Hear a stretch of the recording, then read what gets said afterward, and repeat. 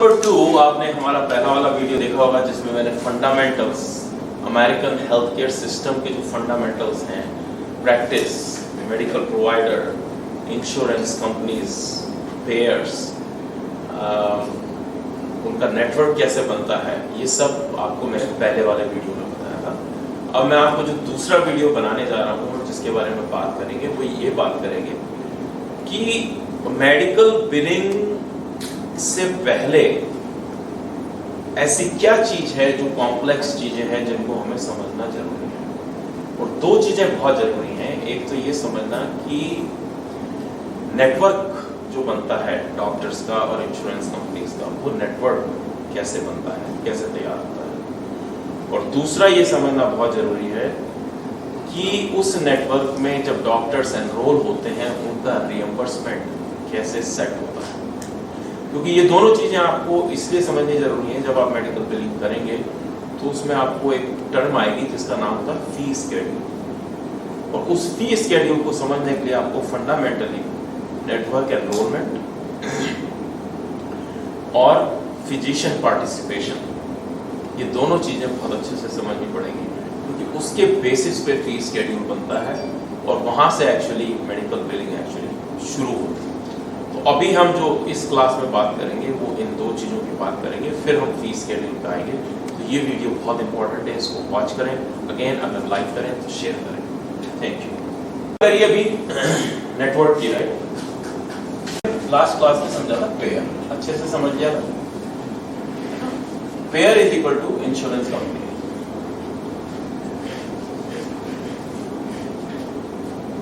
ठीक है।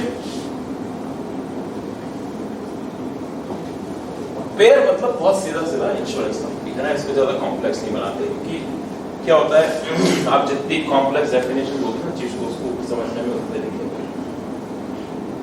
अब जब इंश्योरेंस कंपनी की बात करते हैं तो दो तीन चीजें आपको समझनी जरूरी होती है कि इंश्योरेंस कंपनी कितने तरह की होती है।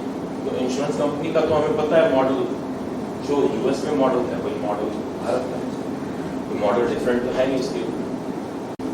अब आपको ये समझना पड़ेगा कि 95% जो यूएस का कमर्शियल हेल्थ इंश्योरेंस है, 90% आप समझ लो वो टॉप 5 कंपनीज के हाथ में है। टॉप 5 कंपनीज, हर साल उनमें से एक दो ऊपर नीचे हो जाते हैं। और जो गवर्नमेंट बिजनेस है वो सिर्फ दो एजेंसी हैं, मेडिकेयर और मेडिकेड, ये दोनों गवर्नमेंट की एजेंसी। अब आपको इसका फर्क आपको समझना पड़ेगा कैसे है।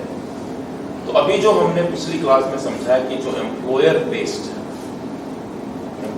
इंश्योरेंस होता है, पेयर होता है, वो होता है सब कमर्शियल। क्योंकि आप अभी जवान हैं, काम कर रहे हैं किसी कंपनी, तो आप काम कर रहे हैं किसी कंपनी में, उस कंपनी ने आपका इंश्योरेंस खरीदा हुआ है। लेकिन जब आप काम कर रहे होते हैं उस समय आपकी जो सैलरी है, वेतन है, उसका कुछ परसेंट, 6-6.5% है, टोटल 12% आता है। 6-6.5% जो है मेडिकेयर के नाम पर गवर्नमेंट ले लेती है और उसको डिपॉजिट करती है। वो चलता रहता है 2-3, जब तक आप काम करते हैं तब तक चलता है। मिनिमम आई थिंक 10 साल मिनिमम टर्म होता है कि आपको मिनिमम 10 साल काम करना पड़ता है उसको क्लेम करने के लिए। मान लो आपने 10 साल किसी कंपनी में काम किया, उसके बाद आप रिटायर हो गए, आपने कहा मुझे काम नहीं करना, तो आप मेडिकेयर पे जा सकते हैं। फिर गवर्नमेंट कहती है कि आपकी जो भी, अब उसका डिफरेंस क्या होता है, जब आप कमर्शियल इंश्योरेंसेस में हो तब तो उसकी लिमिट्स होती हैं और उसकी लिमिट बेस्ड होती है आपके एम्प्लॉयर कि $5 मिलियन का इंश्योरेंस है, $2 मिलियन का इंश्योरेंस है, या अगर आप हॉस्पिटल में बीमार हो गए आपका कोपे कितना है, डिडक्टेबल कितना है, ये सारी टर्म्स आप बाद में पढ़ेंगे, बिलिंग की क्लास नहीं तब आप पढ़ेंगे। लेकिन मोटा मोटा अभी ये समझ लें कि कोई भी इंश्योरेंस जो होता है, कमर्शियल इंश्योरेंस ही होता है, उसमें अगर आप किसी डॉक्टर को दिखाने जाते हैं तो करीब करीब आपकी जेब से कुछ खर्चा आपको देना पड़ता है। उसको कोपे बोलते हैं, डिडक्टेबल बोलते हैं, उसको पेशेंट पोर्शन बोलते हैं। अब अगर आप मेडिकेयर में हैं तो मेडिकेयर में गवर्नमेंट के अकॉर्डिंग रूल्स जो है 20% आपको आपकी जेब से देना पड़ता है, 80% गवर्नमेंट पे करती है। फिर एक तीसरा प्लान होता है मेडिकेयर। मेडिकेयर उन लोगों को मिलता है जो फाइनेंशियली वीकर सेक्शन से आते हैं, जो जिनके जॉब नहीं हो पाते, जिनके पास में इतने रिसोर्सेज नहीं है कि इंश्योरेंस खरीद सके, या जिनके पास मेडिकेयर नहीं हो पाया। और उसमें ज़्यादातर लोग ऐसे होते हैं जो जिनकी लाइफ में बड़ी अस्थिरता, अनस्टेबिलिटी होती है। बहुत सारे तो ऐसे लोग होते हैं जो इमिग्रेंट्स होते हैं, यहाँ से जो लोग वहाँ मूव हुए होते हैं, उनके माँ बाप जिनको सीनियर सिटीजनशिप मिल जाती है, वहाँ सिटीजनशिप मिल जाती है, और उन्होंने कभी वहाँ काम ही नहीं किया क्योंकि वो यहाँ से गए हिंदुस्तान से। ऐसे बहुत से लोग होते हैं, उनको वहाँ पे मेडिकेयर क्वालिफाई कर सकते हैं उसके लिए। ऐसे बहुत से होमलेस लोग हैं, या कई ऐसे पेशेंट्स होते हैं जो बहुत क्रिटिकल होते हैं और जिनको इंश्योरेंस ड्रॉप कर देता है। तो ये इंश्योरेंस का खुद का डिसीजन है कि वो आपको इंश्योरेंस दे के दी। अगर आपको इंश्योरेंस नहीं मिल रहा है किसी भी तरह से, तो आपके पास दो तरीके होते हैं। आप गवर्नमेंट के पास जाइए, या जो ओबामा केयर उन्होंने सेल्फ पोर्टल है उसमें आप एनरोलमेंट कीजिए।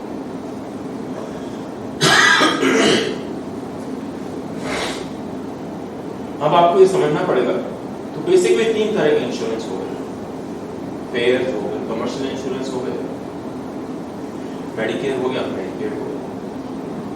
तीनों में एम्प्लॉयर जो है वो बहुत इंपॉर्टेंट रोल प्ले कर रहा है, क्योंकि वही आपकी सैलरी का कुछ परसेंटेज ले रहा है और आगे पास कर रहा है। ये चीज आपको समझना होगी। अब एज अ पेशेंट आपके क्या राइट्स हैं, ये आपको थोड़ा समझना पड़ेगा। तो कई बार क्या होता है, जब आप कंपेयर करते हो ना अमेरिकन सिस्टम को और इंडियन सिस्टम से, तो बहुत सारी चीजों में आपको ये क्लियर कट फर्क नजर आता है कि यहाँ पे चीजें इतनी स्मूथ क्यों नहीं होती, या जो अकाउंटेबिलिटी डॉक्टर्स की वहां पे है वो अकाउंटेबिलिटी यहाँ क्यों नहीं,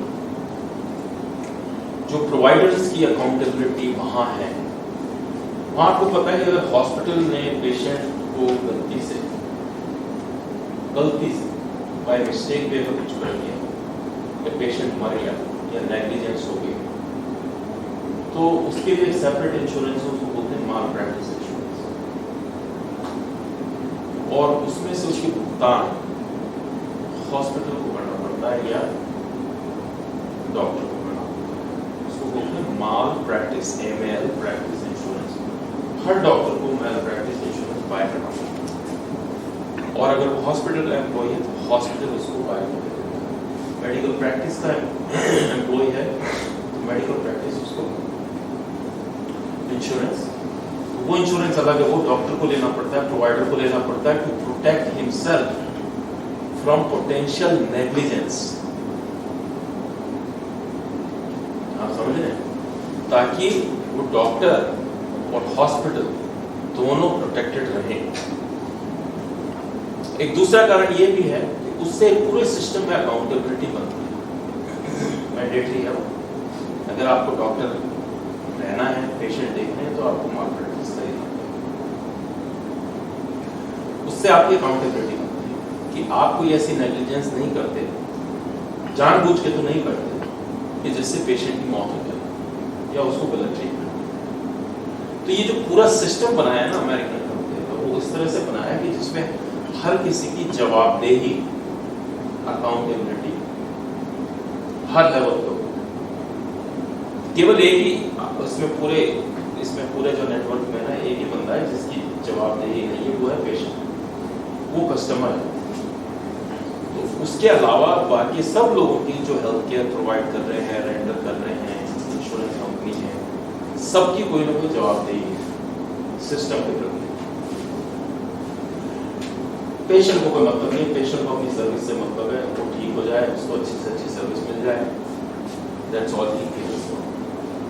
लेकिन इस सारे उसमें क्या हुआ कि प्रॉब्लम जब आती है क्योंकि काफी ब्यूरोक्रेटिक हो जाता है मामला, क्योंकि इतने सारे स्टेक होल्डर्स हैं, पेयर्स हैं, उनका नेटवर्क है, प्रोवाइडर्स उससे कनेक्टेड हैं।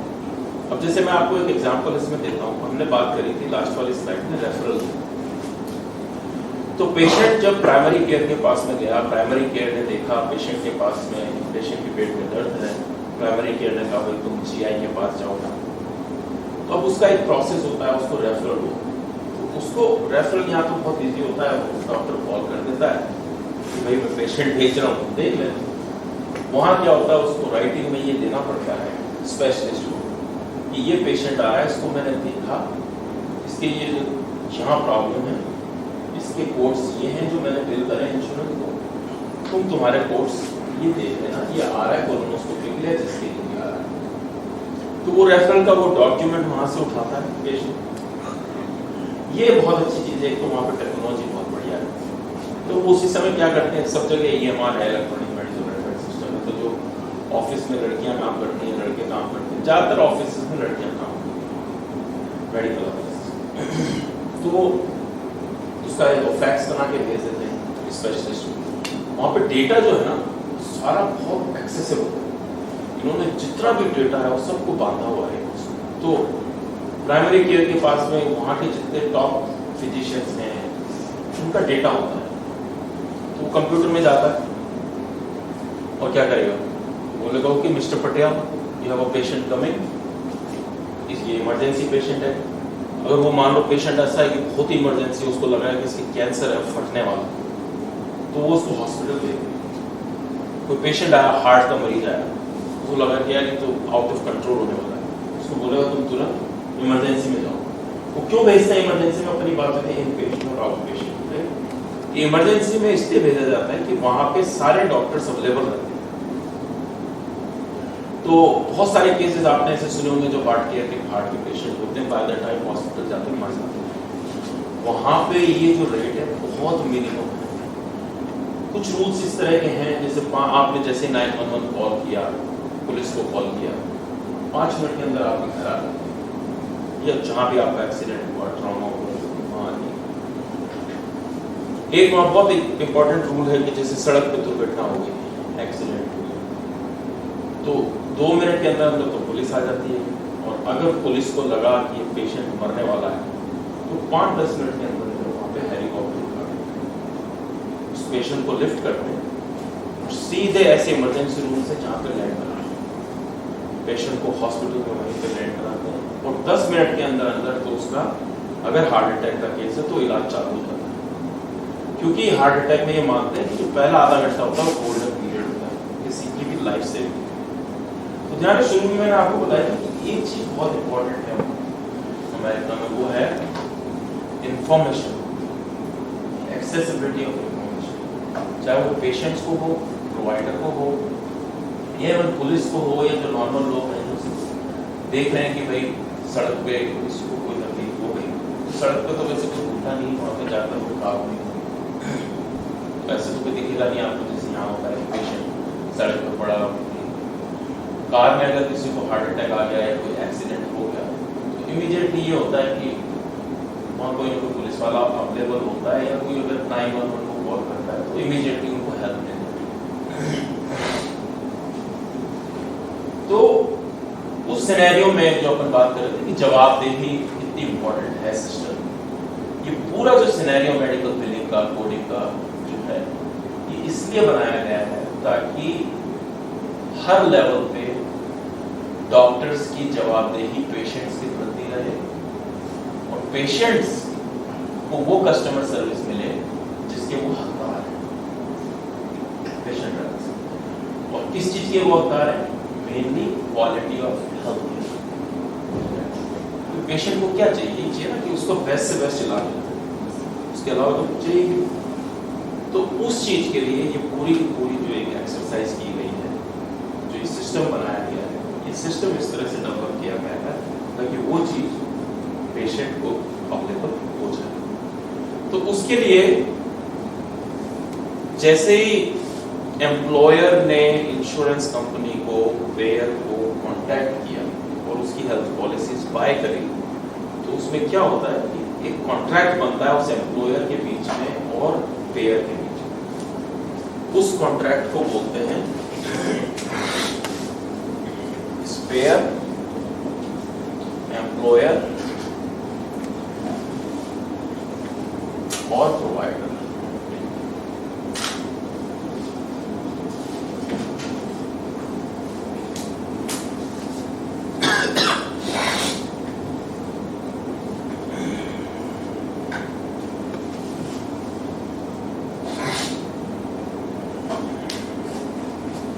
पेयर का कॉन्ट्रैक्ट एम्प्लॉयर से होता है और पेयर का ही कॉन्ट्रैक्ट प्रोवाइडर से होता है।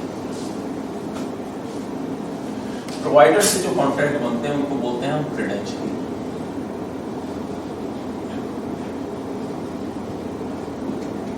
आपने सुना हुआ ये वर्ड क्रेडेंशियलिंग, कि बहुत सारे डॉक्टर्स की हम क्रेडेंशियलिंग करवाते हैं। हम उस पेयर के साथ में लिंक करवा देते हैं, एक एग्रीमेंट बना देते हैं कि इसकी सर्विसेज के, इस प्रोवाइडर के सर्विसेज के ये पेयर, मान लीजिए ये पेयर है सिग्ना या ब्लू क्रॉस ब्लू शील्ड या एटना, अब तो एटना नहीं रहा, ये लोग या मेडिकेयर, ये इस डॉक्टर को 99204 या जो इसने 15 मिनट पेशेंट देखा है, इसका क्या पेमेंट करेंगे? $150 करेंगे, $200 करेंगे, $120 करेंगे। ना ये प्रोवाइडर तो पेशेंट को 15 मिनट ही देख रहा है, ये प्रोवाइडर तो 15 मिनट ही देख रहा है ना। अच्छा, इस प्रोवाइडर को इससे कोई मतलब नहीं होना चाहिए कि इसको इसका कितना पेमेंट मिल रहा है, इसका काम पेशेंट देखना है। कई बार ऐसे पेशेंट आते हैं कि जो मेडिकेड के पेशेंट आते हैं इसमें $80 का ही पेमेंट मिलता है, या फ्री के भी पेशेंट आते हैं, लेकिन प्रोवाइडर को इस चीज से कोई मतलब नहीं है, होना भी नहीं चाहिए कि पेशेंट के पास में कौन सा इंश्योरेंस है, कोई भी हो सकता है। तो पेयर का कॉन्ट्रैक्ट एम्प्लॉयर से होता है, इसको बोलते हैं प्लान, कि इस पेयर ने और इस एम्प्लॉयर ने क्या प्लान खरीदा हुआ है। प्लान का मतलब कितना पेमेंट उसको पर मंथ जा रहा है, उस प्लान के अकॉर्डिंग ये प्रोवाइडर जो है पेयर के नेटवर्क में होता है।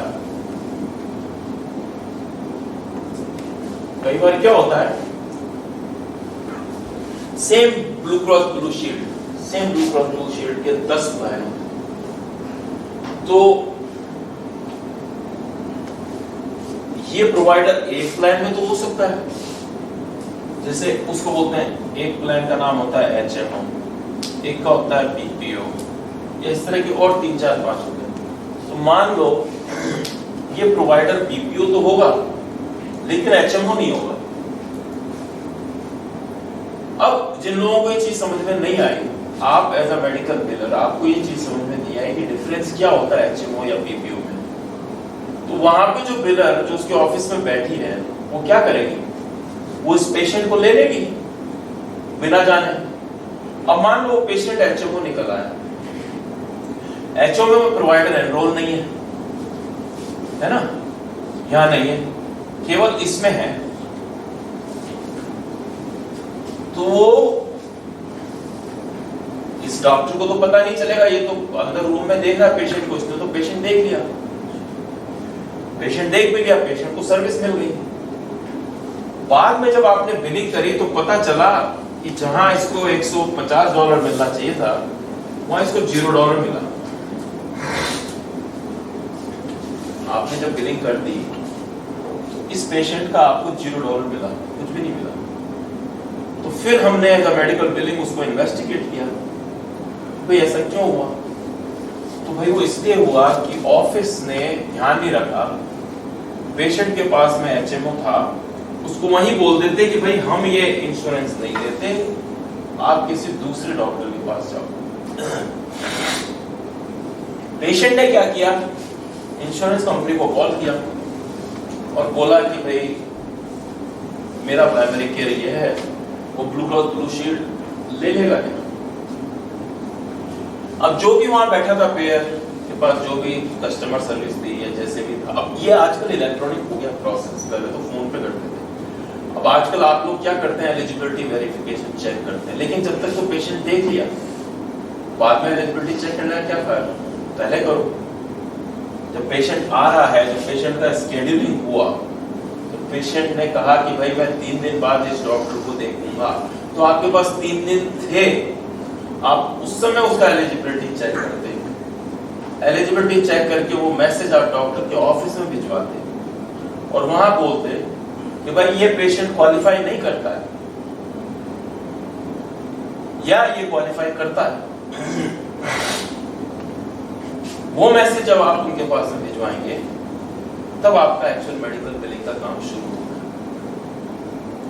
वो फर्स्ट स्टेप है कि जहां पे आप ये डिटरमाइन करते हैं कि पेशेंट की एलिजिबिलिटी क्या है। वाकई में उस प्रोवाइडर को पेशेंट देखना भी चाहिए था कि नहीं देखना चाहिए था।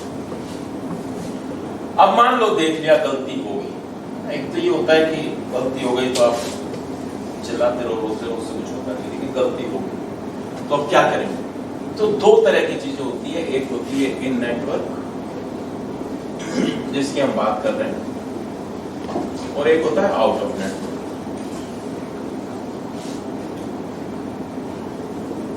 तो इन नेटवर्क में तो पेशेंट के पास में बेनिफिट्स थे नहीं, है ना, वो था नहीं नेटवर्क में, तो देख नहीं पाए। लेकिन अगर इस पेशेंट का आउट ऑफ नेटवर्क बेनिफिट है,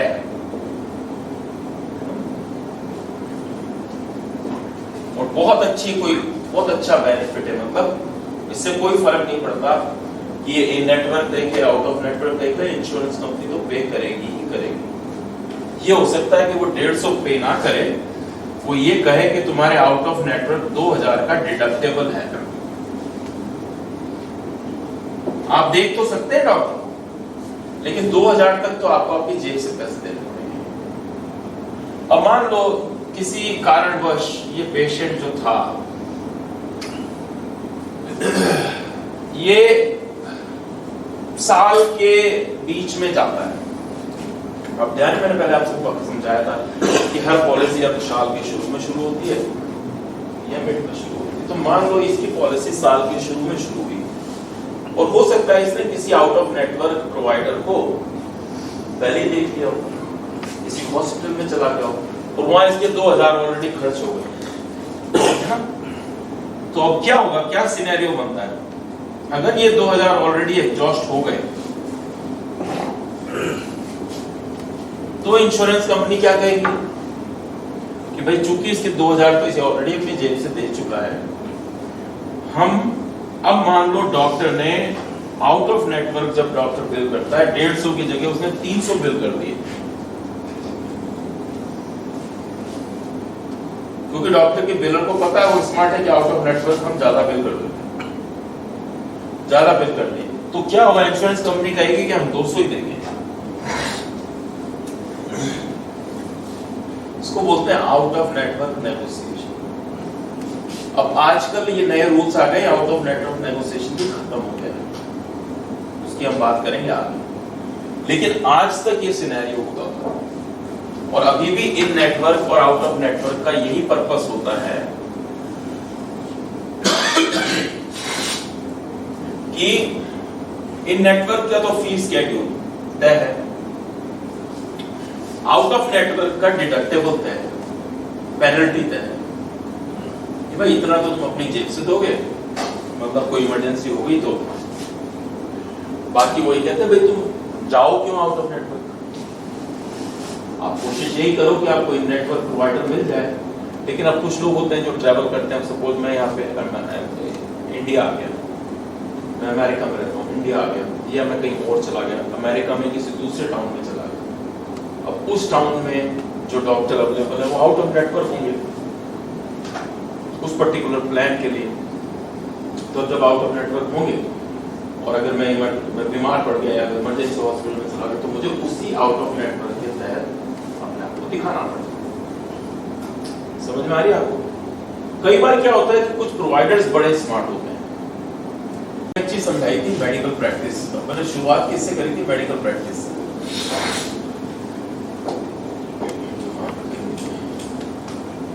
तो मेडिकल प्रैक्टिस का मतलब क्या होता है? कुछ लोग बड़े स्मार्ट होते हैं, वो क्या करते हैं, कुछ मेडिकल प्रैक्टिसेस सिर्फ आउट ऑफ नेटवर्क OON बनाते ही आउट ऑफ नेटवर्क। इसमें होती हैं anaesthesia, MRI services, x-ray services, mobile. ये क्यों होती हैं?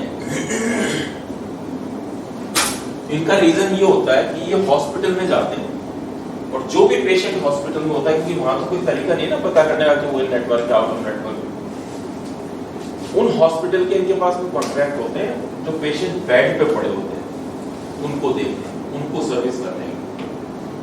इनका कोई ऑफिस तो होता नहीं है, मोबाइल सर्विस होती है या anaesthesia out of network service होती है। तो कुछ एक बिल आपके पास में इस तरह के आते होंगे कि जहां पे आपको बताते होंगे कि भैया एनेस्थीसिया वाले को इतना पेमेंट चला गया या इसको इतना पेमेंट चला गया। तो कई बार आप देख के हैरान रह जाते हैं कि यार जिस डॉक्टर ने कोलोनोस्कोपी करी उसको तो बेचारे को $350 मिल रहा है और जो एनेस्थीसिया वाला है उसका $3000 का बिल है।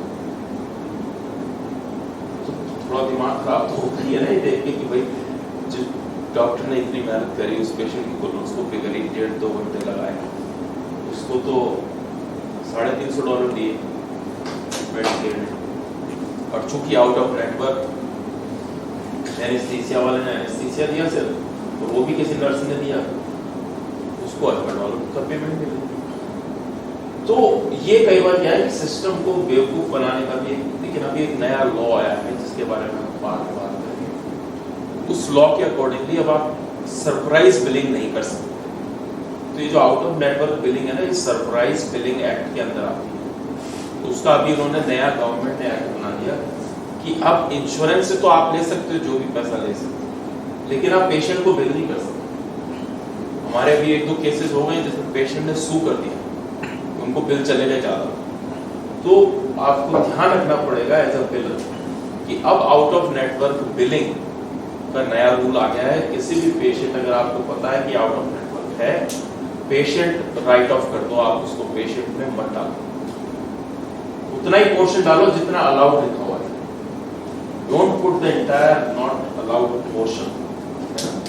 तो आउट ऑफ नेटवर्क बिलिंग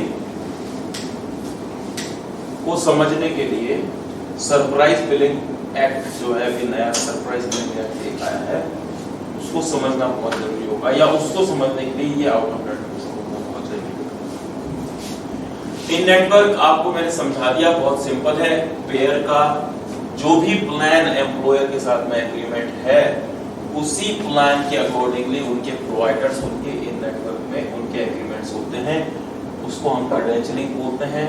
लेकिन क्रेडेंशियलिंग करने के लिए कई बार ये प्लान्स ओपन होते हैं, कई बार नहीं होते, उसको बोलते हैं एनरोलमेंट इज ओपन और इट इज नॉट ओपन। एक एनरोलमेंट वर्ड है,